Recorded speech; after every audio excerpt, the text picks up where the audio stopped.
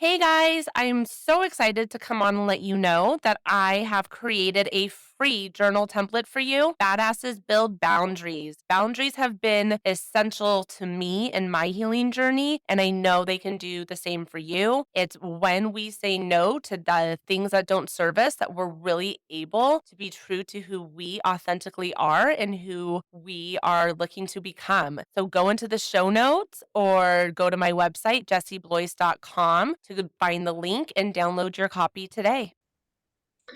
Okay, guys, today is kind of a new episode topic for me, and I'm really, really honored that Karen Blaschak is here to have this conversation with me and talk to me about her story because I met Karen when I went in to put some Botox in my face, and when I learned more about her background and her story and how she got to where she is now, I just said, you have got to be on my podcast because like I just told you, you are literally Wonder Woman, and what you have gone through and overcome is absolutely incredible. Oh, So, thanks. Karen, thank you so much for being here with me. Thanks for asking. I I'm so honored that you're here to discuss everything. So, why don't we kind of just start back a handful of years? So, you are from Chicago. Yep. Well, let me just Yep. first tell everybody. So, yes, Karen is a nurse. She does aesthetics. She owns West Valley Medical Aesthetics in Agora Hills. She's been recommended to me by a handful of women in our community. So yeah, I'm just really glad that our paths have crossed. So, okay, so you, Karen, are from Chicago originally. I am. I was actually born in New Jersey but raised in Chicago. I am the middle of my mom and dad had four children. Now only I had two brothers, both have passed away, I'm and now it's sorry. just me and my younger sister, who's 7 years younger than I. Came out to Los Angeles in 1987 with my fiance at the time, my brother's best friend. He was Oh. 3 years older than I, and I had graduated from the University of Iowa. He had graduated with his law degree, and we came out to California because he too was born and raised in Chicago. So we just kind of wanted something new. Was And it for work or just a new environment that you guys were um, looking it for? was just, we only knew, like I always tell my girls, I have four daughters, you only know what you know. Mhm. And, I only knew the Midwest. And I had been to Los Angeles once my junior year in college to go to Disneyland with a friend of mine. And I was like, wow, this place is great. So when my ex-husband and I both graduated from college, we're like, let's try LA. And it was just supposed to be a temporary stopping ground. We always thought we'd come back. Once we had kids, we thought we'd come back to the Midwest to raise them, but that didn't happen. That didn't happen. I know I want to go slowly through your story and I just don't want to really glide over anything. So you came out, how old were you when you came out here with him? 22. You were So actually, 22. no. Oh my God, no, I was 21. I So graduated you from were college. I was 21. a baby. Yes, And how yes. long had you been with him at this time? We met when I was 14 and he was 17. So we Were you met when to, I was in high school. were you Yeah. with him that whole time? Yes. Oh, Yes. wow. Yes. I always he was always around our house, and he came from not a great family, and he loved my mom and dad, and my parents kind of treated him like another son, Hmm. and he was always around. And then they found out we were dating, and they did not approve, Oh, because they said, he's had his chance to sow his wild oats, is what my dad uh-huh. would say. And I didn't. Oh, I was committed. So we were apart my freshman year of college. He was still in college. So I had that year to kind of figure out, what it was going to be like at a Big Ten university. And back then, we didn't have cell phones or pagers. We had dorm phones. And then he ended up coming to the University of Iowa and went to their law school. So then, because we were 3 years apart, I graduated the same time he did. I actually originally intended to go into the University of Iowa to be a pediatric oncologist because I am a twin and my twin brother died of leukemia when we were 5. Oh, So Karen, your that's story just keeps getting no. So, but bigger. that's where the butterflies come in. Really? So, yeah, I didn't. So yeah. Karen and I, like, just to go back, when I walked into her office, there's butterflies everywhere. And Karen, I mean, I have them on my wrist. Butterflies mean so much to me because, yep, she has them too. Because just of what they represent, the growth, the evolution, the transformation, blooming. I mean, I could go on and on. So why Yes. did butterflies come from? What was your brother's name? My brother's name was Kevin. So how And did butterflies relate to Kevin? yes. So my he died right before our 5th birthday of leukemia. And my grandmother, after he had passed away, brought me a pressed monarch butterfly in a little frame. And she wrote on the back, it's so precious. It was like on the back of a Hallmark card because she was born in like 1903. So she grew up during the Depression and they didn't throw anything away. So she wrote on the back of this old Hallmark card, this butterfly hovered over your brother the summer before he passed away. And it was a monarch butterfly. So butterflies to me have always been really, really special. And then when I started my business, 18 years ago, I wanted to bring the butterfly into it. And it was when I first started it, I had a butterfly in the corner of my business card. And then I didn't even put together the catharsis that happens in my office. I get to see women change, and it's not necessarily aesthetic stuff, but it's like can be scar removal or something that's got bad connotations that I can help with. I mean, it's great. So that's where the butterfly originated, was from when my twin brother passed away. So wow. Yeah. And so I'll just throw this out there. The way you have incorporated butterflies is like the most classy, elegant, beautiful way. It's not kitschy. It's not overdone. It's they're subtle. Yeah, it's so well done. Thank you. Okay, Thank you. so you are 21 and you're moving to LA with your fiance at that time. Yes, we got engaged our senior year of college. My senior year of college, his last year of law school. We literally loaded up the Ford Focus and drove out from Chicago to California. And that was in 1987. And were your parents on board at this time? They were not really. I mean, they did not want me to get married. They just thought I needed to experience more. And if he, really cared about me, he would let me go be me. And part of that was I was in pre-med. I wanted to be a pediatric oncologist. I just felt it was my calling. So you were still on that path at this time? No. So I changed degrees when my sophomore year in college, when he came, or my junior year. Okay. No, my sophomore year. When he came to Iowa's law school, he was like, well, if you go to med school, what am I supposed to do for 4 years? And of course, me being a moldable, malleable 21-year-old young girl, I'm like, okay, I'll just change my whole life career path. For you, so you don't have to be bored. Yeah. Right. So, but in hindsight, God has put, my dad has always said, God puts you in this path, and, and I've been just really blessed. And so instead of being a pediatric oncologist, I did pediatric nursing, oncology nursing at Children's Hospital Los Angeles for about 11 years. So when you We got out first here, did you go back to school when you got to No, LA?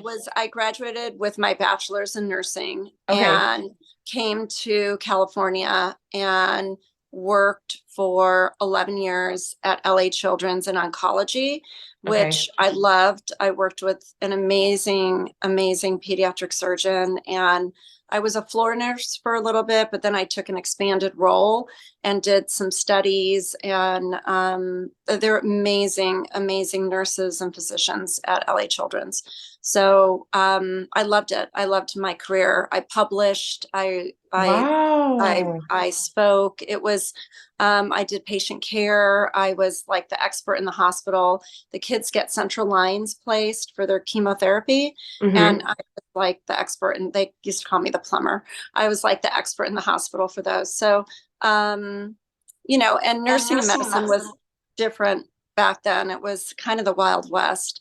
Really? But I loved what I did. And during that time I had, once I had my third daughter, that's when I stopped working because it So just became too much. when, how old are you when you had your first daughter? So I came out to California at 21. I got married at 22, Okay. that June of 22, of 88. And then I had my first daughter. I was pregnant at 25. So Okay. we had been married 3 years, together for for 10, Yeah. which is crazy. Yeah. And my ex-husband, although he was a successful lawyer, he also was a drug addict. And it was something that I didn't really understand and didn't know anything about the disease or the impacts of Did it. he get into drugs once he got into LA, or was it something that He had started did. back in Chicago? Okay. Um, he did. I think he dabbled a little bit in college, but and he said, it did something to him that he knew it didn't do to anybody else. Mm-hmm. So I know he fought that demon. Mm-hmm. He had a history of alcoholism in his family. So it was really no surprise. But, Mm-hmm. I told my daughters, if love could have made him sober, it would have.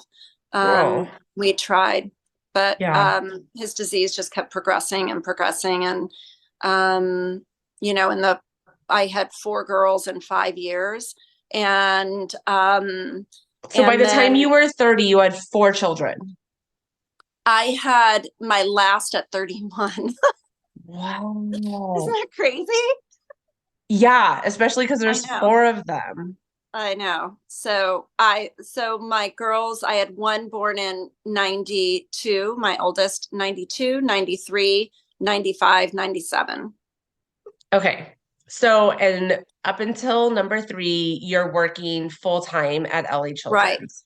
Right. I worked full time up until I had my third. And then it just became, economically kind of ridiculous for me to keep working and paying somebody to take care of our kids. Right, because And your family's in Chicago. correct.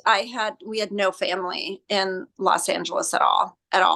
And my sister actually lived here for a brief while, lived in Los Angeles for a brief minute for a couple of years. So she was around when for sure when my last daughter was born. Yeah, but like a couple of years before that. So my sister might have been here for about 5 years. Okay. Um, But she wasn't like your daily help. no, no, no, no, no, No. no, no. She was a teacher, so she was teaching, and her husband was working, and Yeah. yeah. So after I had my third, I stopped working, and I was home for 6 years with the girls, and it was great to be a mom, to be able to be home. I always tell my patients, if you have the luxury of being able to be home with your kids, just maybe work part-time. I mean, it's a real blessing. That was, for me, was the hardest thing, was giving that mom time up, because I loved being a wife. I loved being a housekeeper and a cook and a Uber driver. And I loved all that. So it And was your decision to leave then? yeah. Yeah, Okay. it was. Yeah, so I was home for 6 years after the third was born, and then I had another. We had built this amazing home, and he had promised there would never be drugs in that home. It was like our dream house. It was just beautiful. It sat up on a hill. We had an acre. We had a beautiful view. We had bedrooms for everybody and then some. I mean, it was just a magnificent home. And that wasn't the case. The disease of alcoholism and addiction follows you wherever you go. He had been in and out of treatment, about, did Betty Ford a couple of times, Passages, Promises, you name it. We tried it. AA and Al-Anon. I loved Al-Anon. I highly, highly advise any man or woman that has somebody that they love with addiction and alcoholism to go seek Al-Anon, because Al-Anon, it was really helpful. Literally saved my life. Yeah. Wow. How old were your girls during this time? Like, did they have awareness of what was happening, or were they too young? They did. You try to cover it up, but it's hard, and you think you can. And he was a periodic user, which I think is more of a dangerous kind. I always say, kind of, I never knew who was coming home. It was kind of Jekyll and Hyde. That's so unsettling. Totally. Yeah, you never know. And, part of why I talk openly about my story to, patients in my office is I just feel like you never know who you can help. Because I will tell you, we looked great. We had it all. We had a beautiful home. Our kids were in private school. We had these 4 little blonde girls doting us around. He was successful. Like, we were a lovely family. We had people over all the time, celebrating anything we could celebrate. And then I always say, but behind our door, it was just hell. And living that lie and trying to cover up, and try to make everything normal as as the wife or spouse, it just becomes exhausting. And I mean, honestly, I look back at pictures then of me and pictures now, and it's been 18 years. And yes, I do Botox. Full disclosure. But I look better now than I did 20 years ago. I mean, it's really remarkable. And you attribute this to being able to breathe and totally. The stress and and so often with addiction there becomes verbal abuse, and then the verbal turns physical. So which this all, I know this is a big part of your story. So this did not exist in your relationship pre-children? No, never. Really? One of the things I loved about him is he made me feel safe. Wow. Like, that was, I grew up, I mean, I was pretty naive. He was my first sexual experience. You were so young. We were babies, and we just had this, I really felt safe with him. And, he had toys, he had like motorcycles and stuff. And I jump on the back, and I mean, now I would never get on one, but I just, he made me feel very safe. I actually felt very protected when I was with him. He was like physically very strong. He was a weightlifter, and was at the Olympic Training Center for some time. So his body was like his temple. to watch it just disappear. And he was fearless, which I admired, because I was always like a great big scaredy cat, or so I thought. Now looking back. Yeah, now looking back, you're like, I'm right? actually really incredibly strong and Right. powerful. I Yeah. mean, kind of who knew? Well, you didn't have But to be, right, because he was there for you to fill that role, mhm.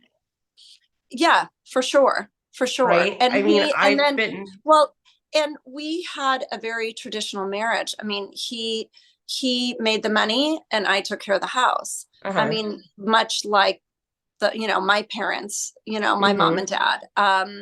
And I was very happy with that role. I will tell you now, my advice to women and even my daughters is to keep your foot in the door.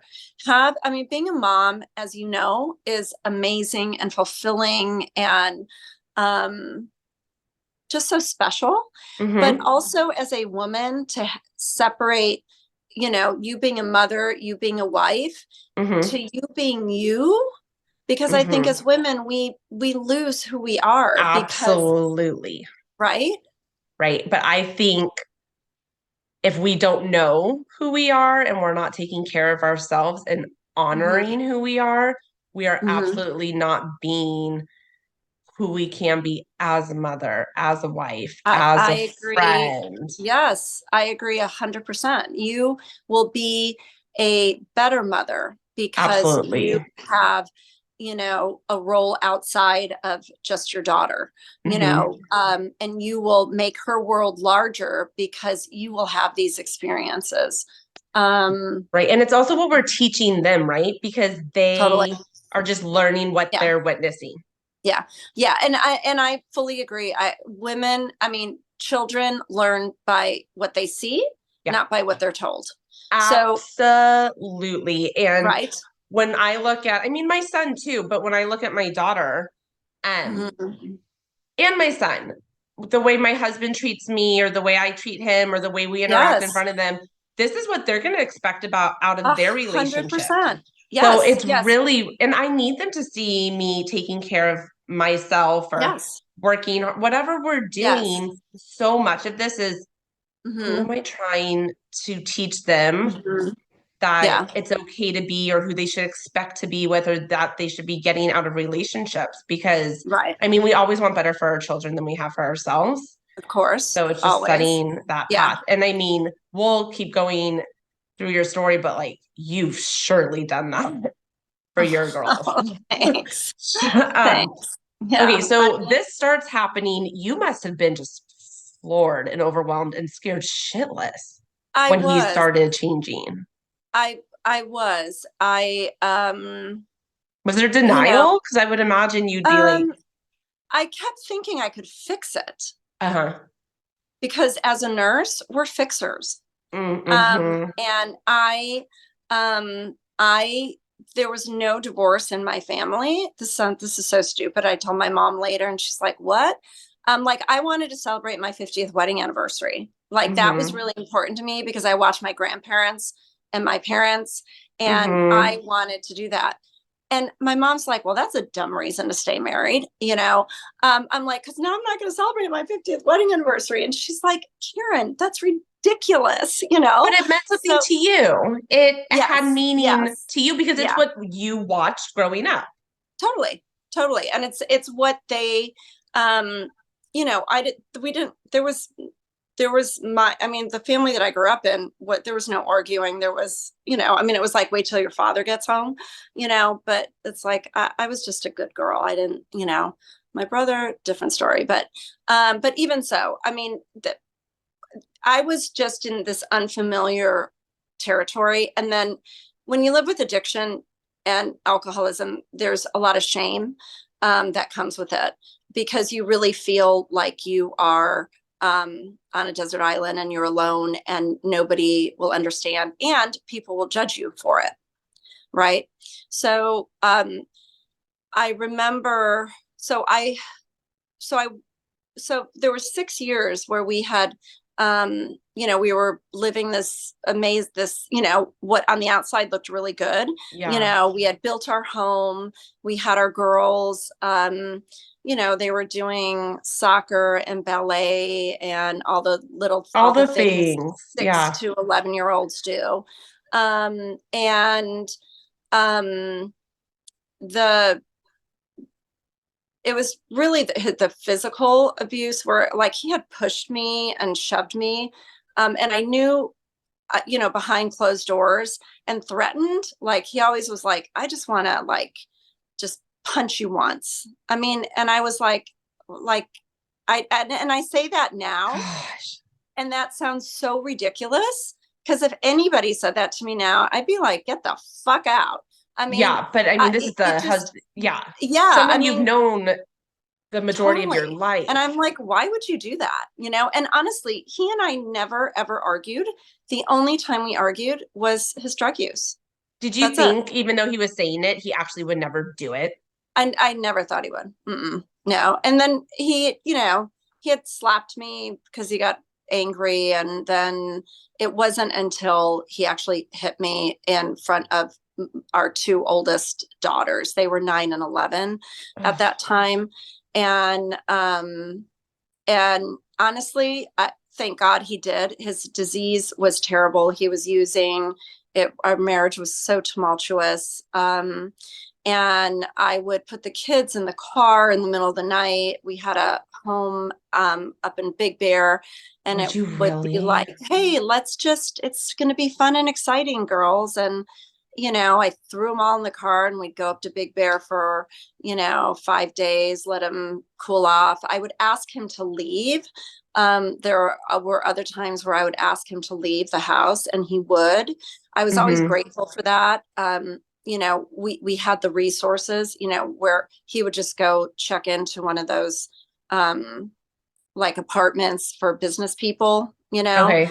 and he'd go there like every 3 months because he'd, act out or, do something inappropriate. And I would say to my girls, daddy's behavior is unacceptable.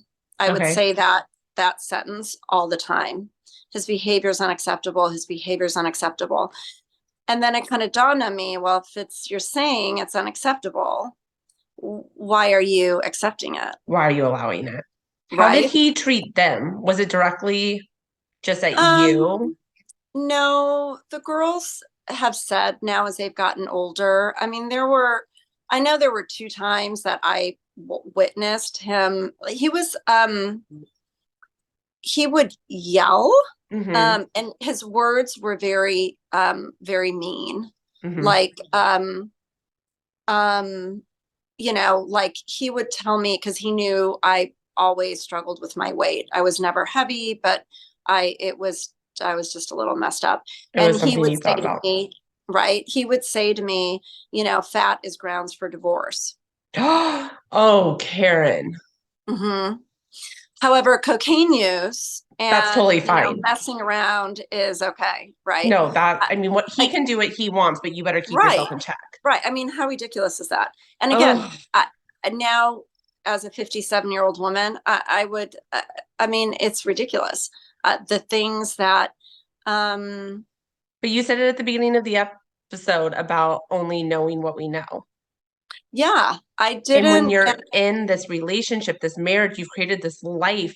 I mean, totally. listen, And I I've been with my wanted it. husband since I was 21, not Hmm. 15, but That's a long time though. it's a really long time. And like, even before we started this episode, I'm like, he's doing my audio. There's a lot of shit I don't know how to do, Right, especially when it comes to technology, because right, I never had to figure it out. I went right, from being a teenager to being in this right, relationship, and right. he has definitely been able to do so many things. My mom gets Uh-huh. on me all the time because God forbid something were to happen. She goes, "You Right, don't know how to make an Excel spreadsheet.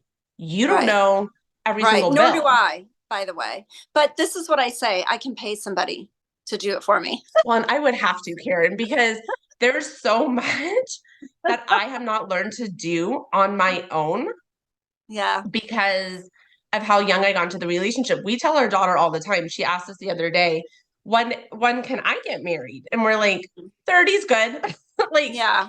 I, be with someone, do whatever, but like live your life. Learn how to yeah. be on your Yeah. own. And I also even think if you get married young, you can still do you and he Hmm. can do him. But you And have you to know guys that you kind of need to go do like that. this, right? But you have Yeah, to know to do that. Someone has to tell correct. you, don't forget to That's do that part that's in your very journey. correct. Yeah.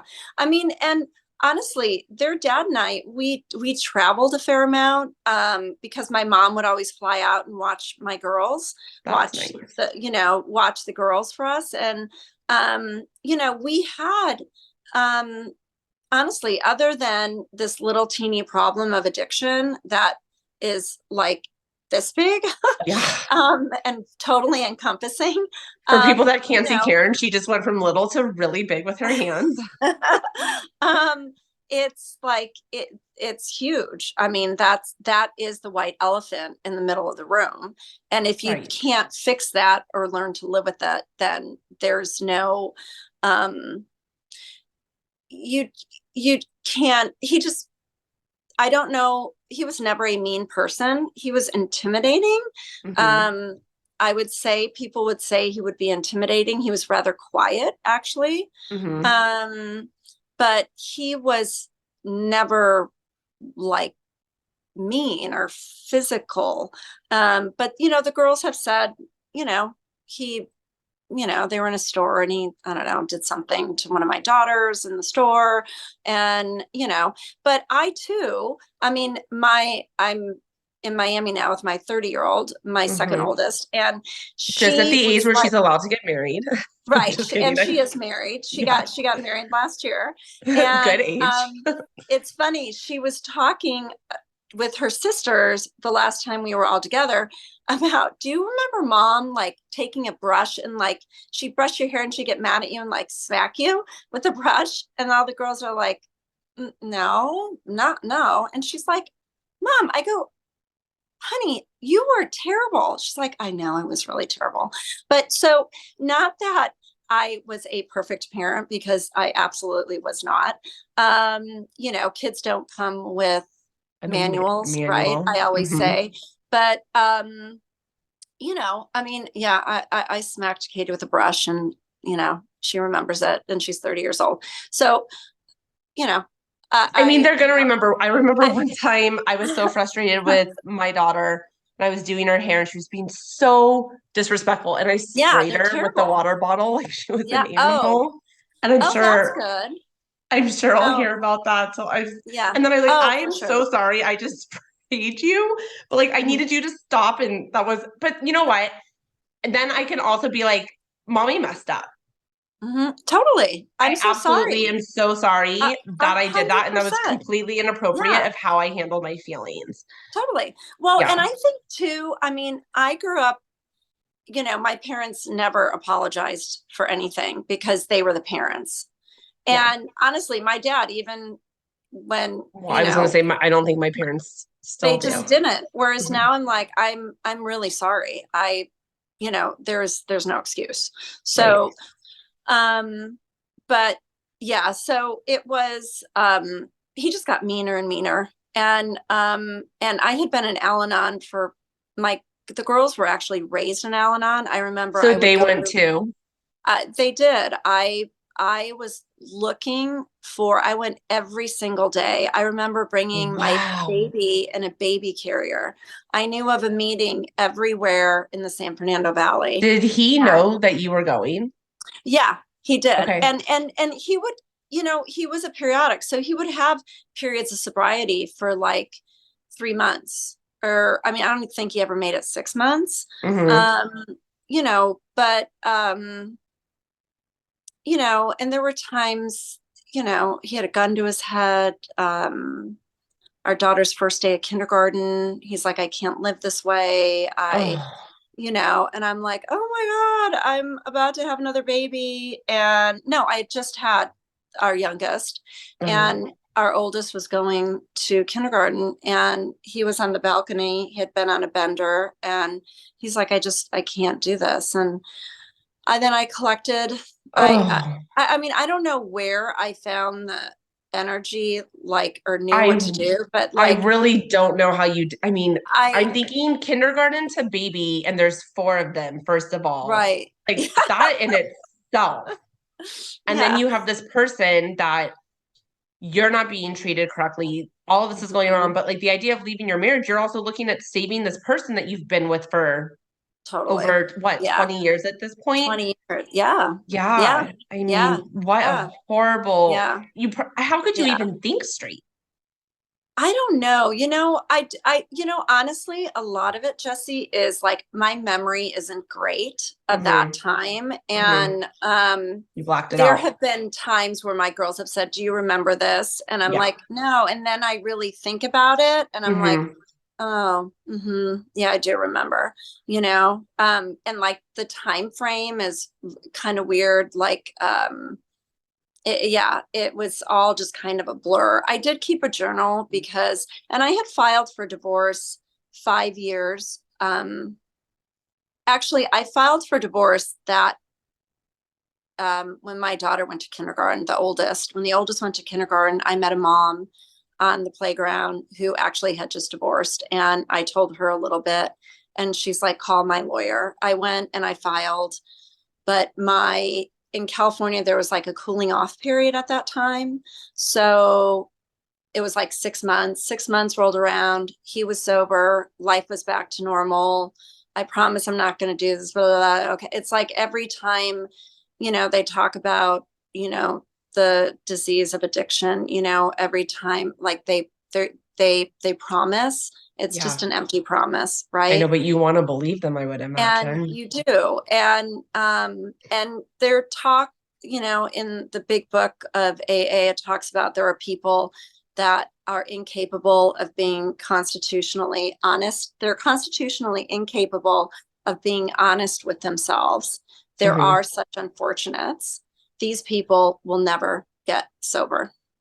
And I think he is one of those people. So he's still Um, not sober. he is still not sober. He is 60 years old. He is out of everybody's life. Is he Um, working still? Is he a functioning I addict? don't, I believe so, Yeah. which is kind of crazy. Yeah. He's been married a couple times. We've been divorced 18 years.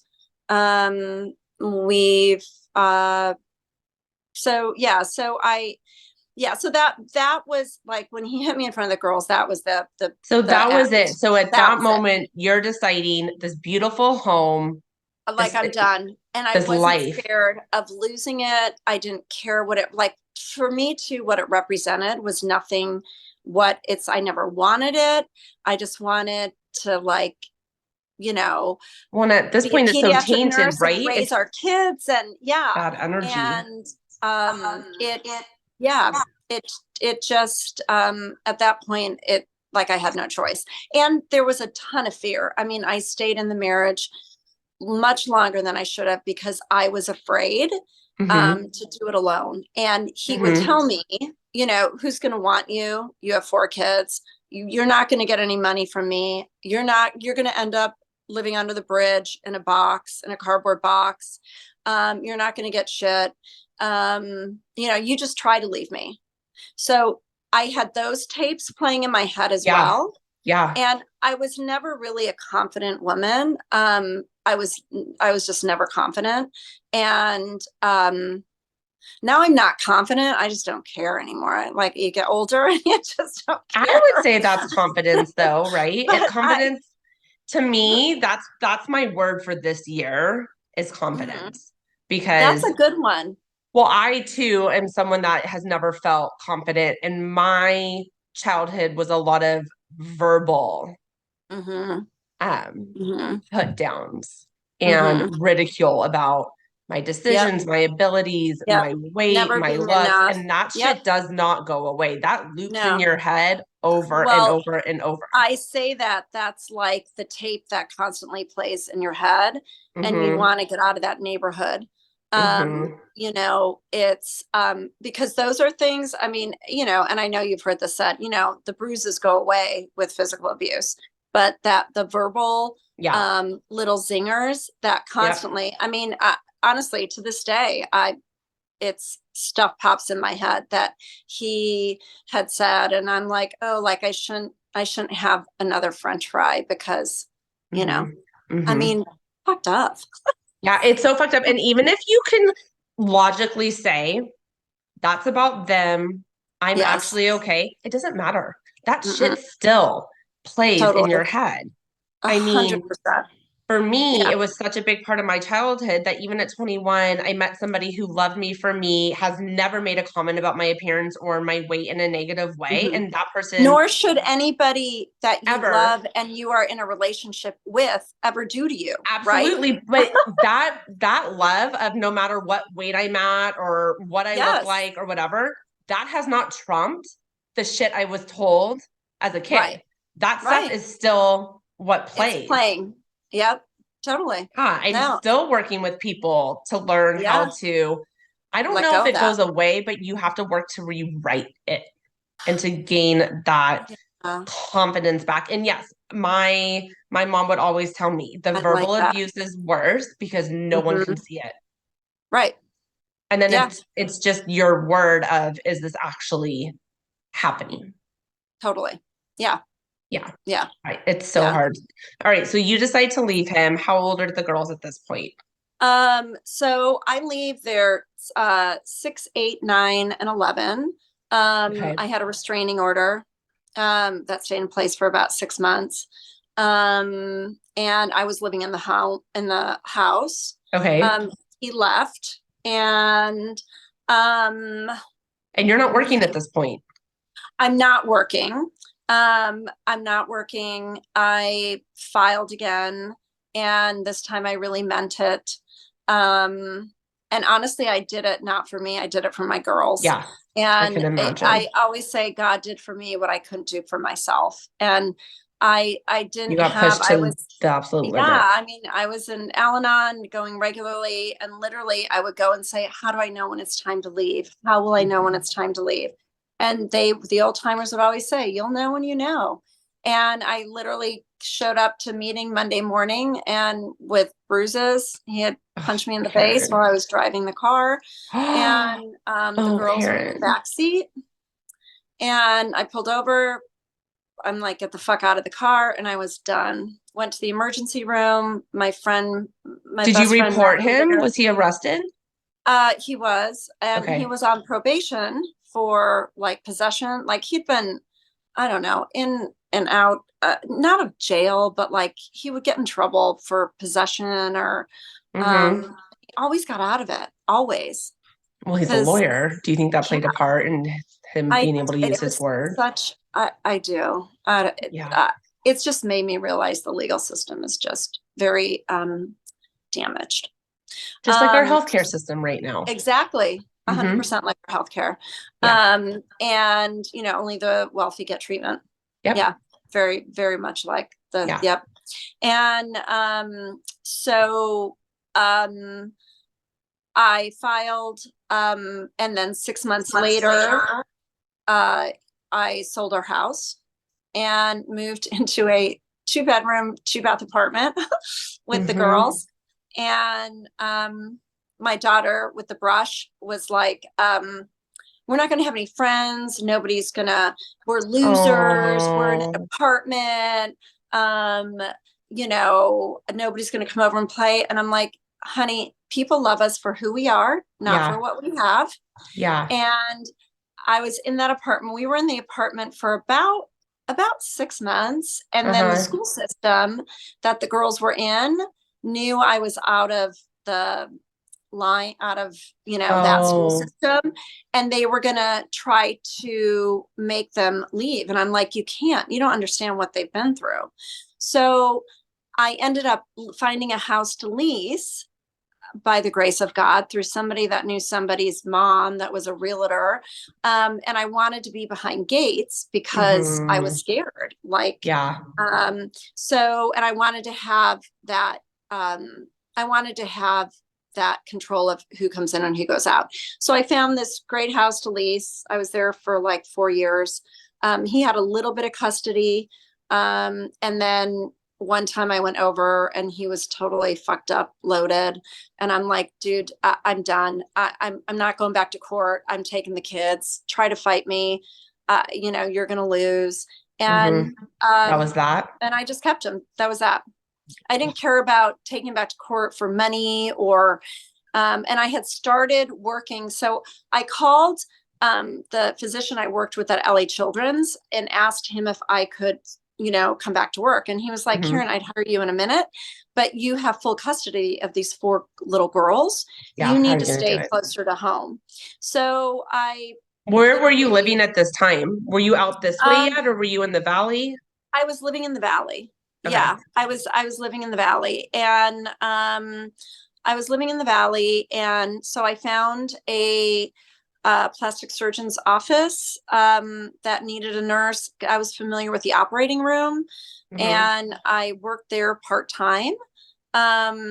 And I remember going back to work, like I had to get my CPR recertified and I had to get my critical care because I was in the OR, and it was really kind of exciting, like for me to do that. And I had an amazing family that helped me with the girls. They were a husband and wife, and I met them at church. They're an amazing, strong Catholic family, so strong in their faith. That kind of they had girls that were older than mine, and I dropped them off and they'd hang out with them at their house, and they'd babysit while I went and did my nursing stuff. I mean, they were such a great family.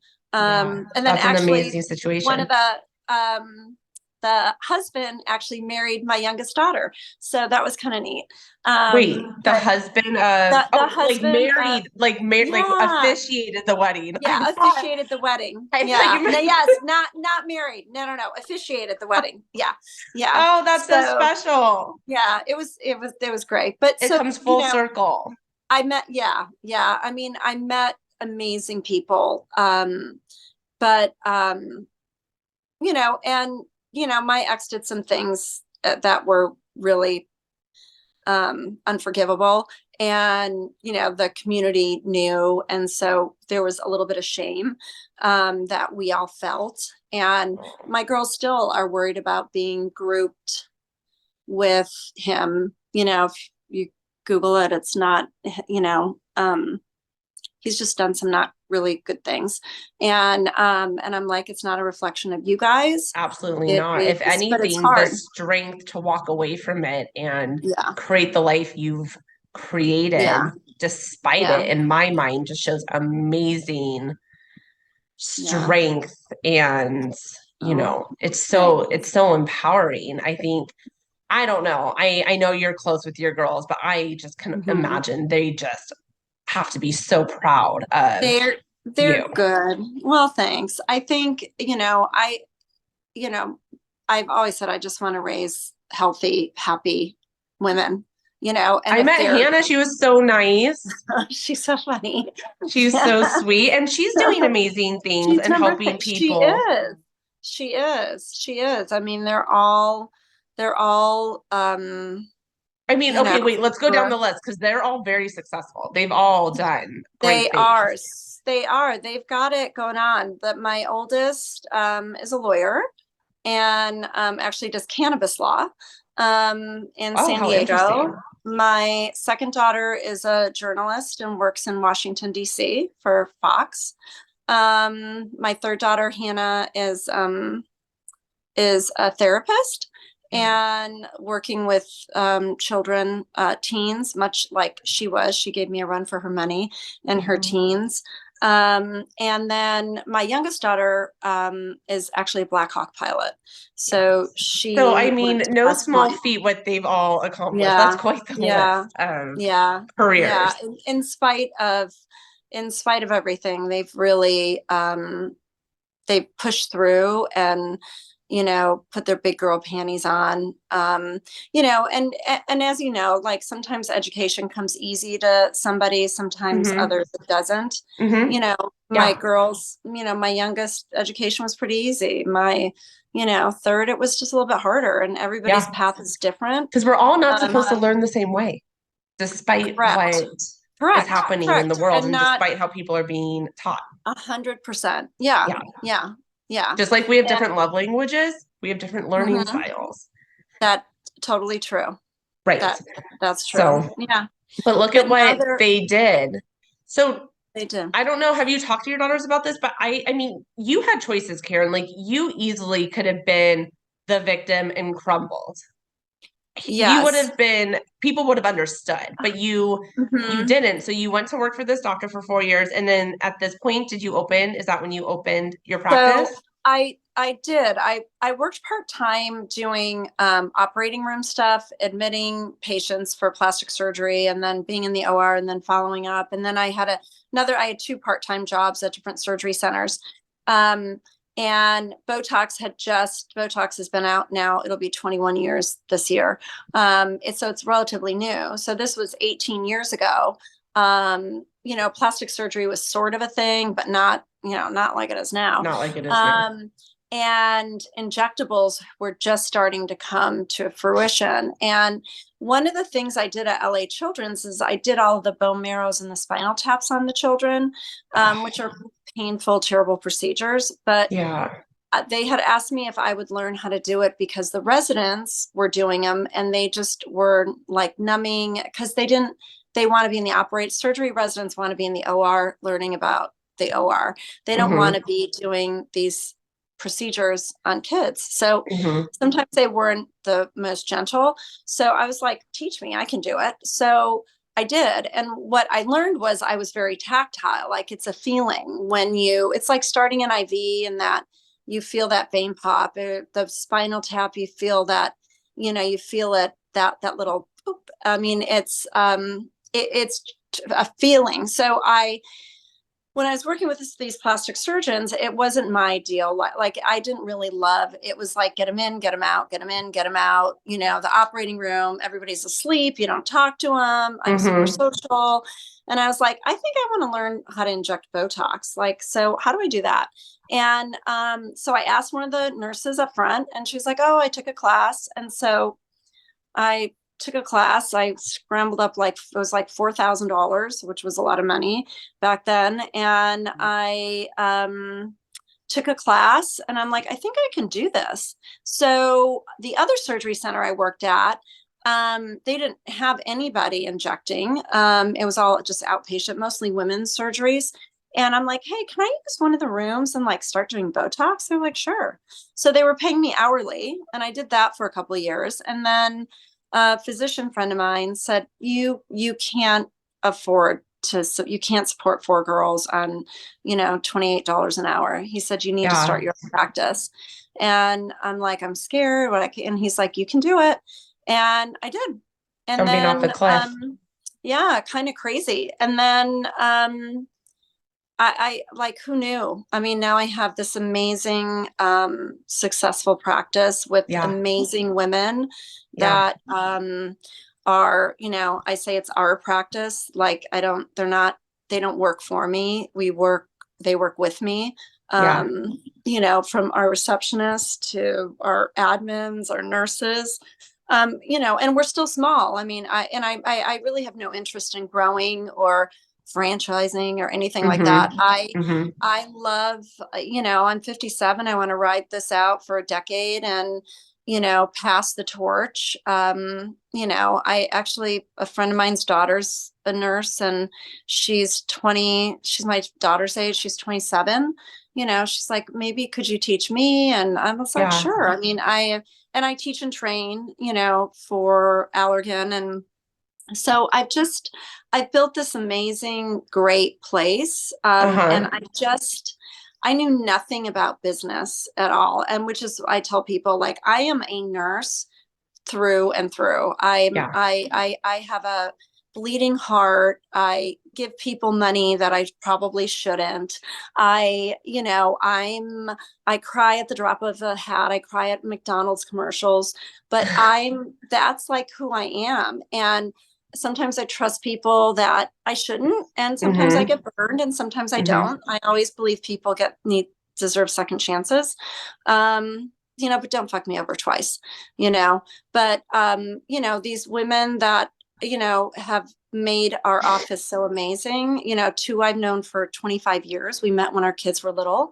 And, Oh, you know, nice. the others is, yeah. So But it's really becoming a great. business owner, wasn't that like, Oh it's my just God, a I knew whole new nothing. ball game. Yeah. I, You really so, have like this huge career shift because mhm, I'm a speech pathologist yeah, first. And then I transferred into business owner. yes. And you can stay both, but they don't meld. Mhm. They're completely different hats.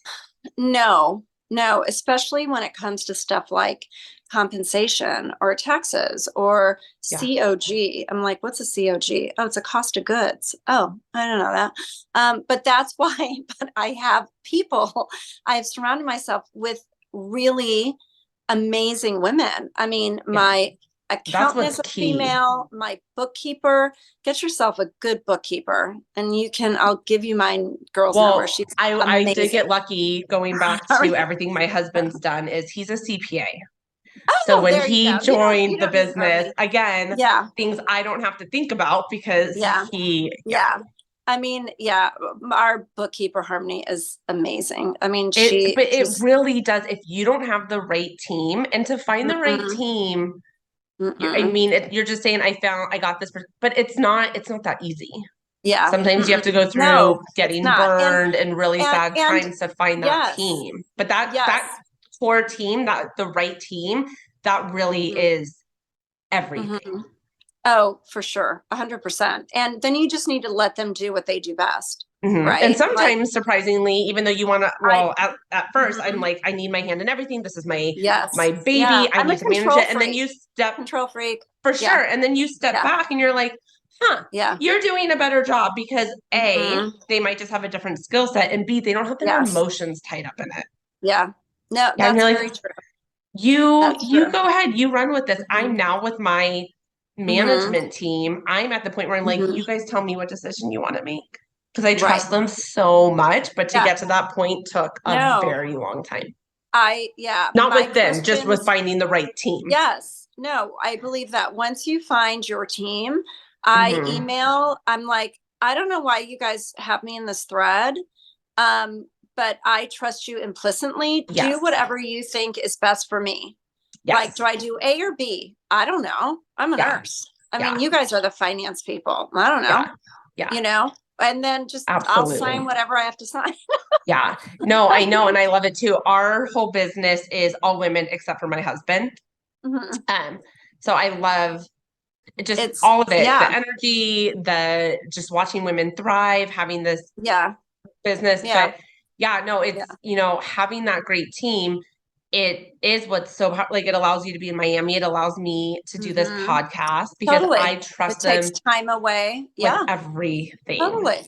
Yeah. Totally. Yep. Yeah. Well, Yep. I mean, gosh, to come through all that, and Hmm. then I mean, you were with him since you were in your teens, so you really had to figure life out I fast and did. on your own while you were raising four children.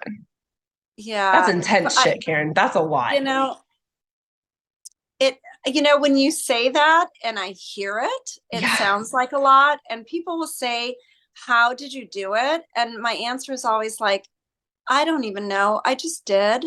Well, I you didn't mean, have a because choice, right? no, you don't. I mean, and I come from a family, of very proud Europeans. And, my dad, would say, we're a family of winners, not quitters. And Hmm. my girls, I mean, still, she actually has the one has it tattooed on her, but we just don't quit. Like, it's just not an option. And I think my parents, now as I grew older and I watched them stay married after the death of a child and then have another one, because my sister was born after my twin died, and what that looks like even for her, because we are mourning this person that she never knew. Right. There's a whole Wow. different dynamic with that. But Wow. watching my parents, I just, I always say, we do the best we can with the tools we have, and none Hmm. of us are perfect parents or perfect business owners or perfect Nope. partners. No, because at the end of the day, we're just fucking people. Yes. We're just humans trying to figure it out too. Yes. Yeah. And it's just kind of the way it's going to play out. And, but to just keep moving forward, I think, and to do the next thing, I would tell somebody it's, there's that saying, when one door closes, another door opens, right? But I add to it, but nobody tells you that it's hell in the hallway. Oh my gosh. Okay. You just read my mind, because I was just thinking, but it'd be really, really nice if the door opened at the same time that the other one closed. Yes. I love that. But nobody tells you it's hell in the hallway. Because it really is. It is. It's so scary in that hallway. And you just have to have so much faith that that door is going to open. But if someone could just tell you, like, when.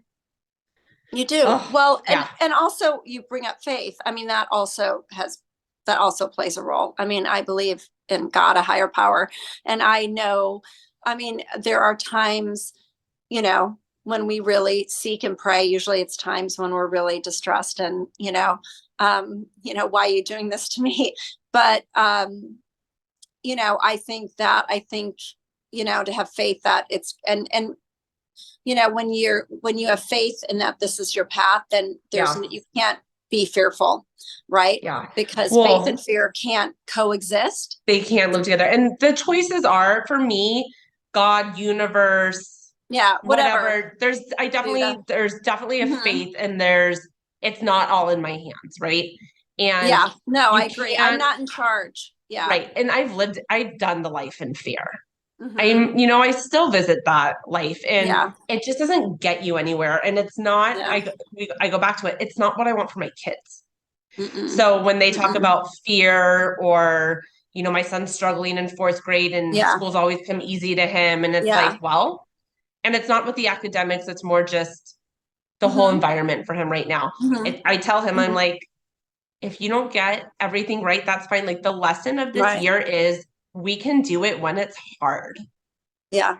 And we can believe it's going to be okay. And some of my lowest moments in business, where I was like, this is all turning to hell. I want to close my business. I can't do this anymore. I'm so distraught, but I didn't quit. And honestly, those things were removed from my life, and I thought everything was ending. Looking back, thank God they were removed, so I can have what was brought in. Because if they were still there, I wouldn't have what I have now. That's correct. Yep. I say a lot, redirection is, or rejection's protection, even though rejection's really painful. Yeah, totally. Well, and the saying, this too shall pass, right? Feelings are just feelings. They're not facts. It's just, at this moment, this is where you are today. It doesn't have to mean that you're going to be here forever. Right. Absolutely. Absolutely. Karen, thank you so much for sharing your story. I really do think all my guests are inspiring, and I can learn so much from them, but your story is really one that not everybody walks. Thanks. So, thank you. Thanks. I think the fact that you're willing to share it, you are probably, I know you're helping way more people than you'll ever know. Well, thanks. It's all, women, we just got to help each other out, right? Absolutely. Absolutely. And I know you're at the Food and Wine Festival, so have so much fun. And if you see anybody from Top Chef, take a picture and send it to me. Have so much fun with your daughter, and just have the best time. And I'm going to see you in a couple weeks. All right. Okay. Bye, Jess. Okay. Bye. Bye. Bye, honey. Bye.